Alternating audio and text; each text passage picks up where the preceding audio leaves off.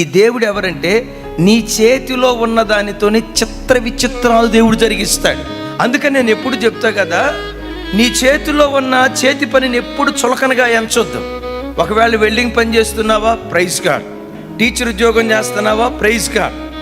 లేదు ఫ్యూన్ ఉద్యోగం చేస్తున్నావా, కంగారు పడద్దు. అందరూ చదివినట్లుగా సాఫ్ట్వేర్ చదవకపోవచ్చు, బిఎస్సీ చదివేవా, నీ చేతిలో ఏ సర్టిఫికెట్ ఉందో నమ్ము. నీ చేతిలో ఉన్న దానితోనే దేవుడు అద్భుతాలు చేయటం ప్రారంభిస్తాడు. ఇశ్రాయేలీయులను ఐగుప్తు దాస్యత్వం నుంచి విడిపించడానికి మోషే చేతిలో ఉన్న చేతి కర్రతోనే దేవుడు అద్భుతం చేశాడు. గొప్ప గొలియాతును చంపటానికి దావీదు చేతిలో ఉన్న ఆ చిన్న ఒడిసెల రాయి దేవునికి చాలు. తమ్ముడు, నా చేతులెత్తి నేను దీవిస్తున్నా.